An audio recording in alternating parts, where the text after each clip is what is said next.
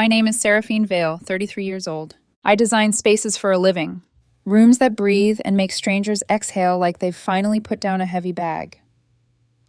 Portland is a good town for that kind of work.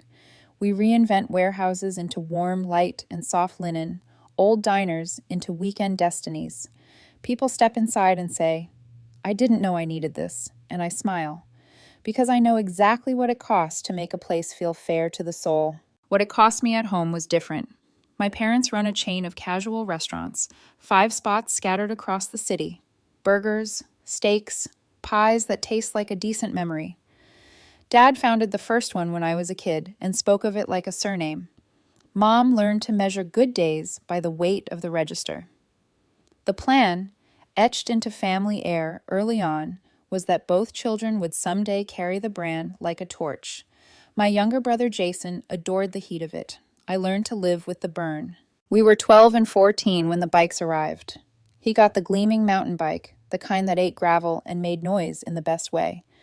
Mine had the shape of aspiration and the smell of garage paint. Practical, Dad said, like a blessing you give to the child you don't intend to crown. When Jason crashed a car at 17 because he couldn't keep his eyes off a screen, he got a newer model and a chuckle about learning curves. I paid my own parking ticket that year and lost car privileges because responsibility in our house was a one-way street. At 19, Jason forgot to lock up one of the restaurants. The break-in gutted the tills and the back office, 15,000 gone in a rush of bad timing and worse luck. Dad pulled him close and said, "Everyone makes mistakes, son." The son nodded. Mom nodded at Dad. I sat across the table and ran the numbers in my head the way people count breaths to keep steady. If that had been me, the same table would have turned tribunal. I was 18 when the Seattle Art School said yes to their interior design program. I brought the letter home like a sunrise. Dad watched it go dull in his hands. "If you don't join the restaurants," he said calmly, "you're on your own." Mom's silence braided itself to his. Jason smiled like the future had rolled him a red carpet. I went anyway, stitching 2 jobs into one life and borrowing against tomorrow because no one else would. I graduated, came home, and built a small practice, one trusting client at a time. The work was clean and honest. The invoices were gentle. My name found its way into rooms that mattered. The first time I paid a bill for them, it wasn't about debt. Mom got sick, cancer that emptied appetite and calendars. Insurance stretched like a poor excuse. I opened my wallet because love doesn't ask for a ledger. Chemo, radiation, specialists, the San Francisco consult that bent the plot back toward remission. I covered it all. Dad said they'd repay me when business picked up. We both let the sentence float away because even promises know when they're decorative. Later, Jason tried a food truck, Jason's Gourmet on Wheels, a name that sounded like a grin you couldn't trust. The truck died in 6 months. The creditors didn't. I wired $25,000 to keep his head above whatever choices he'd made, then another 15 to steady the restaurants. When equipment failed at the flagship and someone slipped and sued at a different location, I paid. Some part of me believed that generosity could fix gravity, that if I kept choosing them, maybe one day they would choose me. A Thursday night invitation arrived to discuss business. The pot roast tasted like tradition. Jason sat with his fiancée, Madison, who carried a quiet intelligence I wasn't used to seeing near my brother. Dad cleared his throat with the ease of a man who assumes his ask is first and final. "We need 50,000 for improvements and expansion," he said, the way some people say grace. No hello. No how are you. I set my fork down and reached for a folder I'd prepared, thick with operations analysis, cost curves, and an eco-renovation plan that could modernize the brand and court a younger crowd. "I can't keep patching holes," I said, "but I can help you rebuild the roof." I walked them through the plan, phased upgrades, energy-efficient kitchens, a reimagined interior identity that matched Portland's evolving appetite.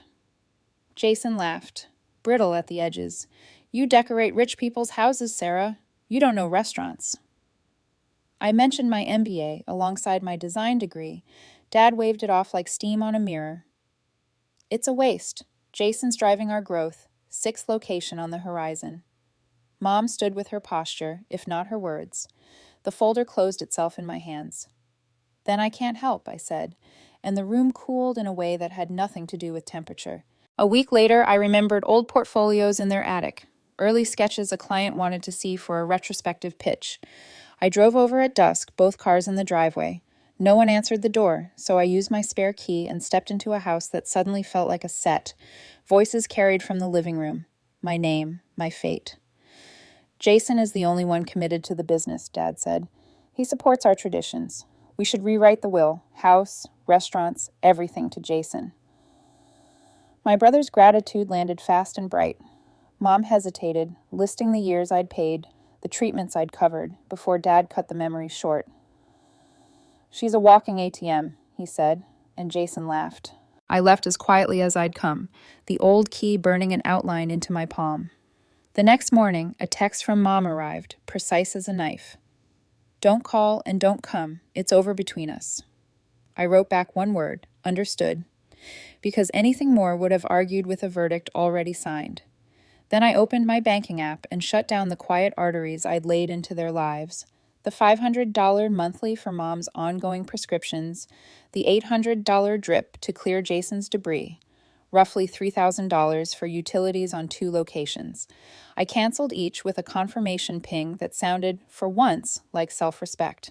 By 9 the following morning, my phone wore a rash of missed calls.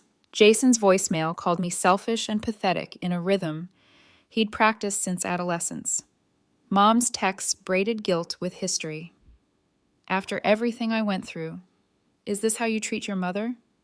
Dad's emails read like invoices without line items. Fix this immediately. I answered none of it.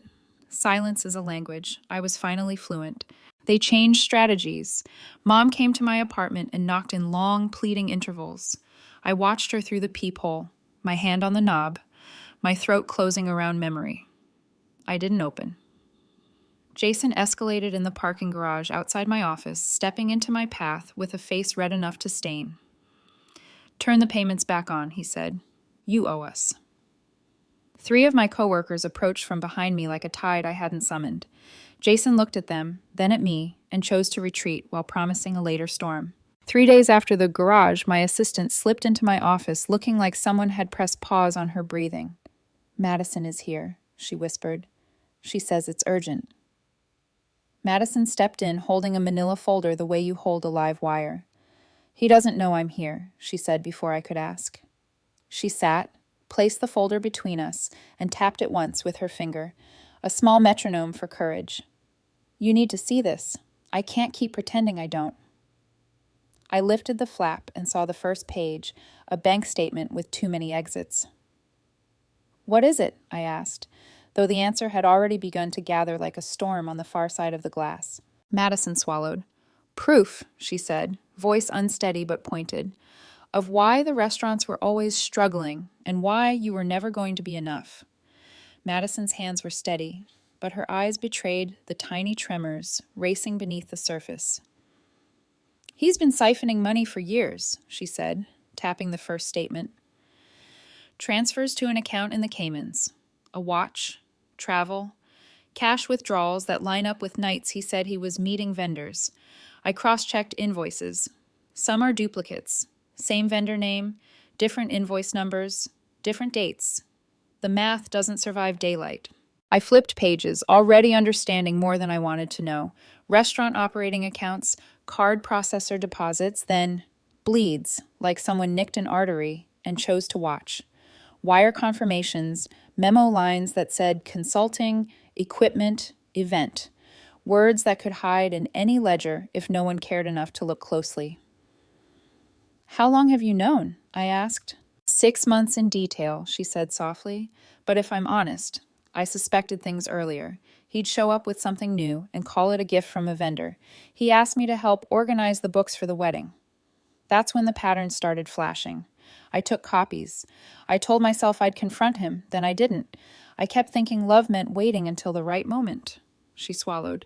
There wasn't going to be a right moment. I kept turning pages. A Rolex receipt. First-class tickets to Miami. A marina lease under an LLC name I'd never heard, cross-referenced with transfers that began at a restaurant account and ended in something shaped like sunlight on water.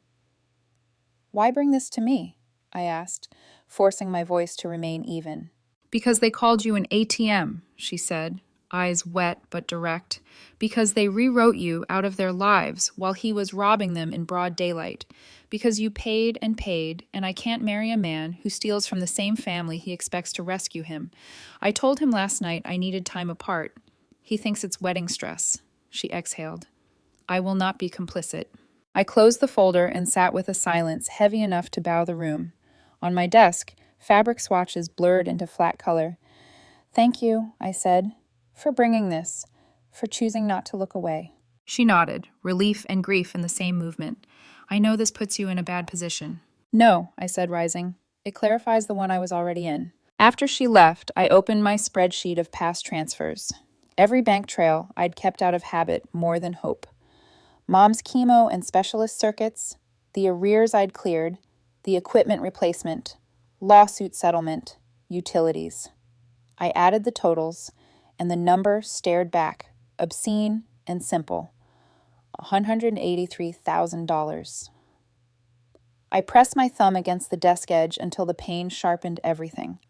Then I called the Bridge Cafe and asked for a table by the window. Mom answered the unknown number when I called her. We need to meet, I said, all of us, tomorrow at 2. She hesitated, then agreed with a voice I recognized from hospital hallways, the one that obeys events. Portland was a wash of soft gray the next day, the kind that makes cafe windows glow like promises. I arrived early, set the folder on the table, and ordered tea I didn't drink. They walked in together like a unit that had practiced their angles. Dad didn't sit so much as occupy. Jason leaned back like he was about to shrug a truth off his shoulders. Mom kept her coat on, as if her body had started to doubt rooms. No preamble, Dad said, as though courtesy were a leak he needed to seal. Your tantrum is jeopardizing the business. Turn the payments back on, today. I looked at him the way you look at an old photograph and try to recall if the person ever looked at you. No. Jason laughed, a brittle clatter. You're bitter because you couldn't hack it in the real family business. The real family business? I asked, tilting my head. You mean theft? His face slowed, then flushed.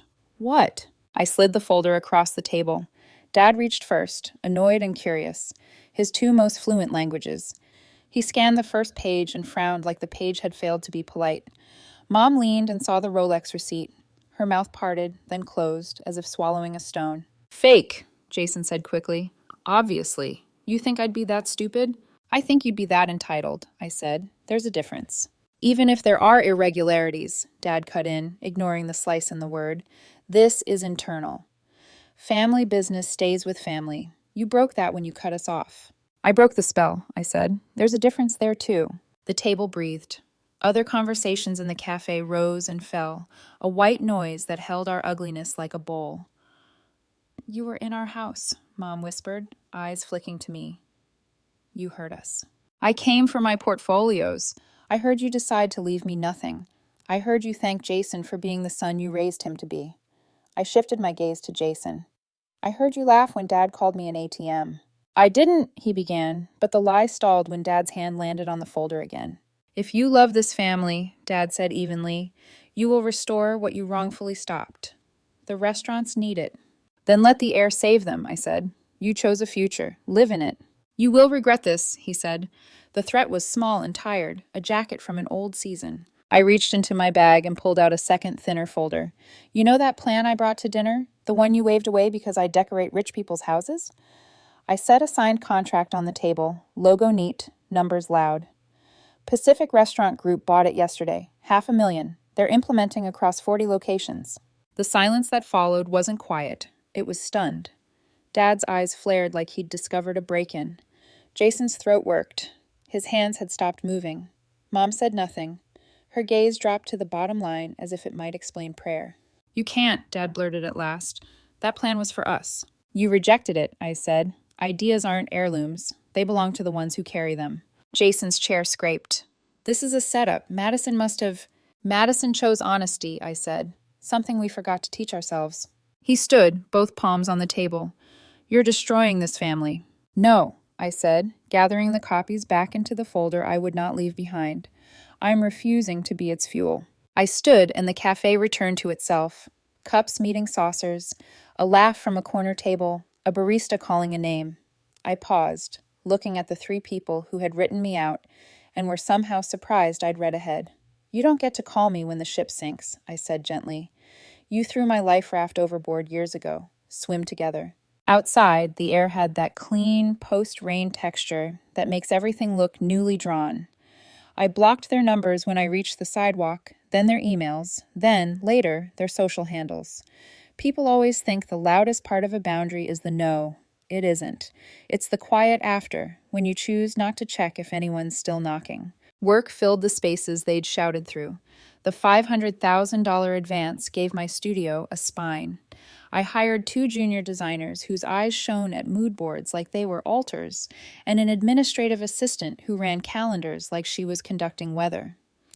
A boutique hotel group scheduled a second meeting and then a third, and suddenly my renderings were pinned to rooms with budgets that felt like yeses. For a while I feared the next escalation, the parking garage, but darker, the knocks, but later, the guilt, sharpened. Instead, there was a hush. Not peace, not yet, but the sound of a house when you've closed all the windows and finally learned to breathe in the air you already have. On Tuesday, an email found its way through a side door. Aunt Patricia, Dad's sister, gentle, Midwestern vowels even in text. "Saw your name in an article," she wrote, linking a design feature in a local magazine. "Proud of you. If you ever want to talk, no pressure." I stared at her words for a long minute, then replied with thanks and a promise to grab coffee soon. I didn't include an update about the folder or the cafe or the contract. Some stories are best told after the ink dries. That night, I walked through a finished project, a bungalow we'd turned into a small, soft restaurant where light pooled on wood like an apology accepted. The owner ran his hand across the new bar and said, "I didn't know I needed this." I smiled because he did, because we always do. I could feel the next corner approaching, quiet, inevitable. Not every revelation is loud. Some arrive in an envelope, set gently on a table, opened with a breath you didn't know you were saving. The days that followed the cafe confrontation felt like standing on a new shoreline and watching a storm retreat. The water still heaved from old winds, but the thunder had moved on. In the studio, we rearranged our desks to fit 2 new hires, and I watched them tape trace paper to the walls with pins that clicked like small, happy metronomes.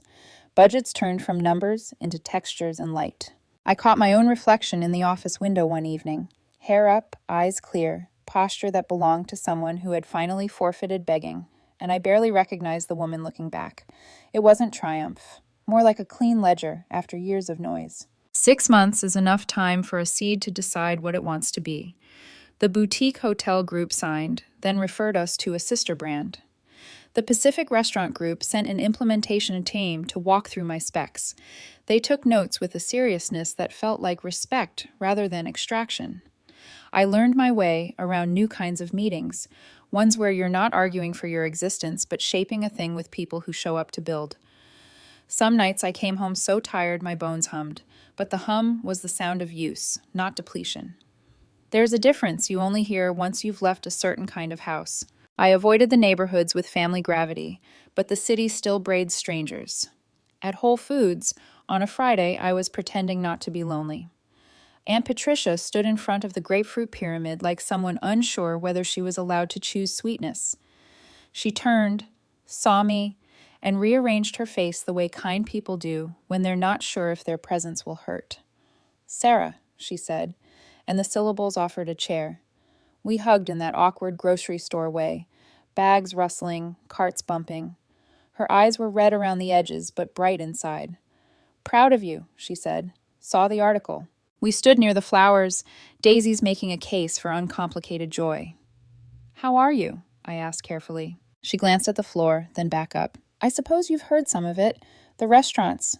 She paused, then just said it. "They're gone. Bankruptcy last month. Suppliers filed suits as soon as the doors closed. Your father, he's at a hardware store up on Glisson, part-time. Your mother has shifts at Macy's. They sold the house." She folded her mouth inward, a habit whenever she delivered bad news softly. "Jason," she added, even softer. "They're looking at him. Investigations. Accounts.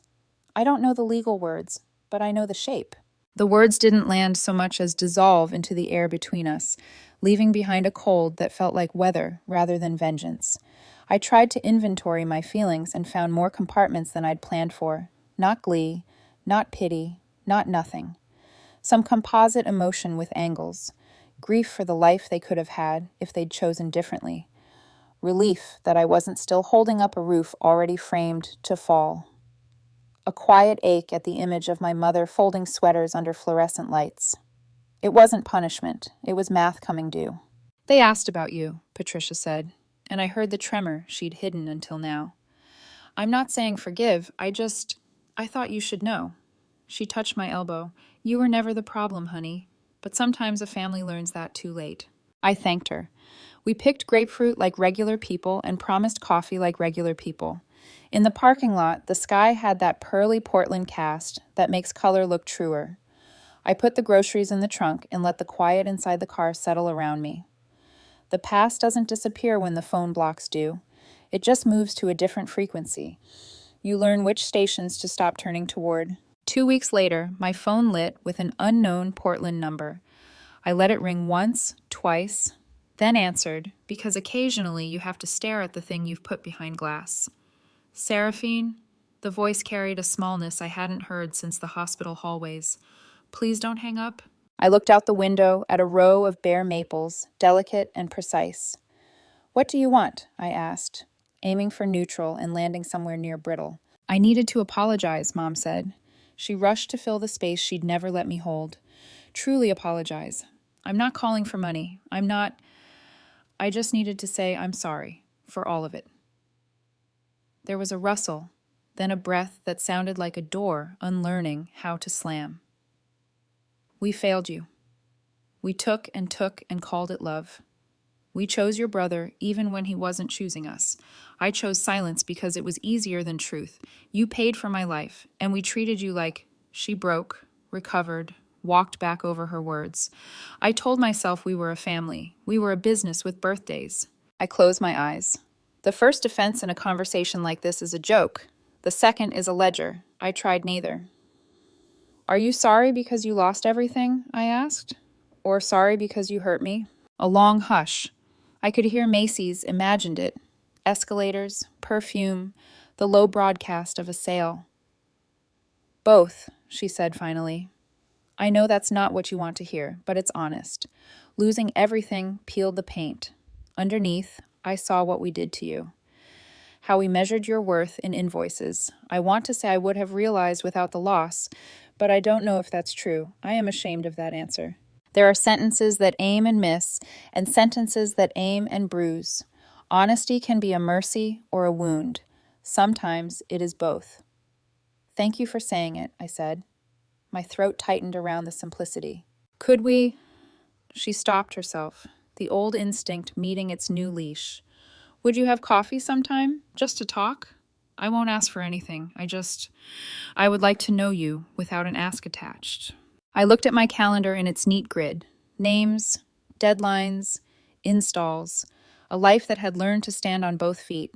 Somewhere deep, a little girl stood in a kitchen, trying to be useful enough to be kept. No, I said, soft, but not uncertain. You texted that it was over between us. I believed you because I had to. Boundaries aren't a performance. They're a door you lock for the right reasons. She breathed in, a little break in the line. I understand, she said, and I could feel that she actually did. I just want you to know I'm proud of you, not for what you gave us, for what you built in spite of us. You're extraordinary, Sarah. I should have said that when you were 18 and brave instead of 33 and finished being auditioned. Goodbye, Mom, I said, and heard the woman I had become speaking for the girl who never got to finish her sentence. Goodbye, sweetheart, she whispered, and the call ended with a click that echoed far longer than the sound it made. After, I didn't cry. I watered a fern that had drooped in the office corner and watched it lift by degrees, greedy and unapologetic about its needs. In the weeks that followed, news of Jason found me in sideways ways. A supplier muttering to my project manager during a site visit, a barista who'd overheard something in a courthouse cafe. Embezzlement isn't a glamorous word. It's a gray coat for a gray act. He pled guilty, someone said. Restitution ordered. Minimum security, 18 months. I thought of the Cayman transfers, the watch, the boat shimmering like justification. What something costs is not what you pay for it, it's what you become to keep it. I drove by the old flagship once, against my better sense, as if visiting a childhood home that had been repainted an unfamiliar cheer.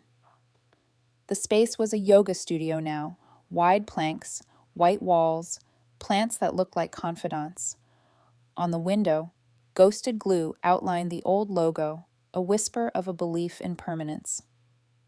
People crossed the sidewalk carrying mats and reusable bottles, and none of them knew what had once been cooked here: the burgers, the arguments, the expectation that love should arrive in exchange for service. Cities molt. Families do too, but more painfully. At night in my new house, a craftsman with a garden I was learning like a language, I sat on the back steps and listened to the neighbors' wind chimes before bed. The garden asked small things and gave small glories: rosemary slick with rain, a climbing rose with a mean streak of thorns, and a soft heart. I planted a row of hydrangeas because they are dramatic without apology. I'd been accused of the same and decided to take it as a discipline rather than a flaw. Sometimes I imagined a different conversation with my mother, one where we both admitted that love had been mishandled but not misspent. In that version, she holds my face in both hands, the way she did when I was 5 and running a fever. I tell her I know how hard it is to unlearn a story. Reality was quieter and maybe kinder for it. Forgiveness, I've learned, is not a key you hand to the person who hurt you. It's the locksmith you pay to change your own locks. The studio kept growing. The renderings got bigger and more precise. The laughter around our shared table got looser. When we toasted a big contract with ginger ale in paper cups, I felt the floor of my life hold. Success didn't feel like winning against them anymore. It felt like alignment, like coming to the end of a sentence and realizing you finally used the right punctuation. On a Sunday, I found a Christmas card in my mailbox, all copper foil and polite snowflakes. Madison's handwriting was neat and unafraid. She said thank you for believing her, for not weaponizing her choice when she was already bleeding from it. She was engaged now, working as an accountant, happy. You helped me see that honesty is not betrayal, she wrote. Stealing is. I put the card on my mantle where it caught morning sun and made the room look slightly kinder. I thought of calling Aunt Patricia to set the coffee we had promised in the produce aisle, to ask how a person loves a family without volunteering to be kindling. The question settled into the part of my mind where seeds wait. Boundaries and tenderness, I was learning, aren't opposite poles. They're the rails that keep a person from tipping into old, familiar wreckage. I was still building the habit of both. In the distance, far as thunder you can't trace, something else was moving. Papers I hadn't seen yet, a consequence with my name nowhere on it, but a shadow shaped like me. Families, even broken ones, cast long shadows. And some truths, however delayed, prefer to arrive together, carrying receipts. News spreads in families like ours through side channels, always carried by someone who still believes silence is protection. Jason's sentencing came quietly, 2 paragraphs in the Oregonian's local section. Portland restaurateur pleads guilty to embezzlement, ordered to pay restitution. No photo, no mention of the empire that once filled 5 corners of the city with the smell of charred onions and pride, just the math of consequence. I read it standing in my kitchen, the morning light turning my coffee into a small black mirror. My reflection looked calm, but something in me ached. Not for him, not even for justice, but for the version of us that might have existed if greed hadn't been the language we learned best. Families are the first companies we work for, and sometimes they go bankrupt long before anyone files the paperwork. Mom and Dad didn't call. They couldn't. Their numbers were blocked. Their reach diminished to rumor. I heard through Aunt Patricia that they'd moved into a 1-bedroom apartment in Gresham. The house was gone, the cars sold, the restaurants dissolved into new businesses with happier colors. Dad stocked shelves at a hardware store, telling customers about nails and wood glue instead of our famous sauce. Mom folded cardigans at Macy's and smiled at strangers the way she used to save for family dinners. Life had found them jobs that required humility, a skill they'd once outsourced to me. For a while, I thought that knowledge might feel vindicating. It didn't. It was simply quiet. I threw myself into the studio. What had started as a handful of clients was now a full-scale design firm, Vale & Company, though the name still felt too corporate for what we did. 18 employees between Portland and Seattle, projects booked 6 months out. Our motto, printed in soft gray on the office wall, read, "Design as Redemption." The phrase had begun as a joke between my project manager and me, but the more I looked at it, the truer it became. One afternoon, after presenting a concept for a boutique spa in Eugene, I drove back along the river with the windows down. The air was sharp, smelling of pine and the faint ghost of salt. It reminded me of the evenings I used to spend in the restaurant office, counting the hours until my father's voice would flatten into command. Now, the only ticking I heard was my own pulse, steady and free. At home, the garden waited. I'd added a fountain, a simple bowl that caught rain and reflected whatever sky decided to visit. The hydrangeas had gone from pale green to bold blue, unapologetically thriving in soil I'd finally tended. That night, as dusk slipped through the branches, I caught myself whispering gratitude to the quiet. It didn't answer, but it stayed. Weeks passed like that, projects, gardens, a life without emergencies, until a small envelope arrived, hand-addressed, no return name. I recognized the handwriting immediately. Mom's script had always leaned forward, impatient to be read. Inside was a short letter. "Dear Seraphine, we won't bother you again. I meant what I said on the phone. I am proud of you. Your father is too, though he will never find the words. He's aged, more than his years should allow. Sometimes I think regret is its own illness. I don't expect forgiveness. I only hope that someday, when you walk past something that reminds you of us, it doesn't hurt anymore. Love, Mom." I folded the paper carefully, not out of sentiment, but respect. There was a difference now. I didn't burn it, didn't cry, didn't reply. I simply slid it into a drawer next to old design drafts. The ones that taught me mistakes are part of structure. A month later, Pacific Restaurant Group invited me to their annual conference to showcase the eco-design rollout.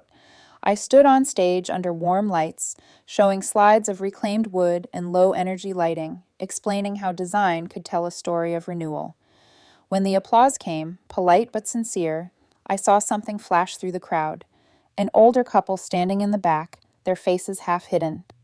My pulse stumbled, but when the light shifted, they were gone. Maybe it was a trick of the room, or maybe some ghosts keep their appointments. Driving home, I realized I no longer needed them to see what I'd become. The validation I'd chased my whole life had already been replaced by something steadier, self-recognition. That's the part no one tells you about healing. It's not loud. It's administrative. It's you signing off on your own worth, finally without witnesses. The holidays came and went. I didn't send cards. The studio closed for a week in December, and I stayed in my house, learning how to do nothing without guilt. Snow dusted the hydrangeas, turning them into ghosts of themselves. I made tea, read novels, left my phone in another room. On Christmas Eve, I received one more letter, not from my mother this time, but from Madison. A real envelope again, her looping, cursive, deliberate. "Dear Sarah, I wanted to say thank you again, not just for believing me when I came to you, but for showing me that truth doesn't need to scream to matter. I've built a small accounting practice in Bend, and I'm getting married this spring to someone kind, steady, boring in all the best ways. Sometimes when I reconcile numbers, I think of how you reconciled your own life, line by line, until it balanced. If you ever drive this way, the coffee's on me. With gratitude, Madison." I smiled, genuinely. Redemption doesn't always arrive wearing family names. Sometimes it comes from the ones who survived the same storm and walked out the other side, still willing to send kindness through the mail. Spring crept in. The garden woke early, defiant and alive. I spent a Saturday repainting the front porch, music playing from my phone. A mix I'd made years ago for focus. Near sunset, I looked out over the neighborhood. Kids rode bikes down the street, their laughter ricocheting off houses that hadn't yet learned bitterness. I wondered what my father would think if he saw them, the same age Jason and I had been when favoritism became law. Maybe he'd understand now how a single choice at a dinner table can echo for decades. Later, inside, I opened my laptop to finalize an expansion proposal. The firm was ready for a new chapter, one that didn't carry the smell of survival. I signed the papers electronically and leaned back. A notification blinked. An online article titled From Family Business to Personal Empire. The Reinvention of Seraphine Vale. I clicked, skimmed, closed it. I didn't need to read my own mythology. That night, before bed, I drove to the river. The city shimmered across the water, alive with light. I thought of all the dinners, the arguments, the transactions mistaken for affection. Then I thought of the spaces I'd built, the hotels, the restaurants, the homes, and how each one was proof that creation can come from loss. I whispered into the dark, not to anyone, but to the memory itself. "I forgive you," I said, and the words didn't burn. They didn't even echo. They just landed, soft, on the surface of the water and sank. I turned back toward my car, the path lit by lamplight. Somewhere behind me, the river kept its quiet rhythm, steady, endless, unchanged by who chose to leave or stay. For the first time in years, I felt no pull backward, only forward.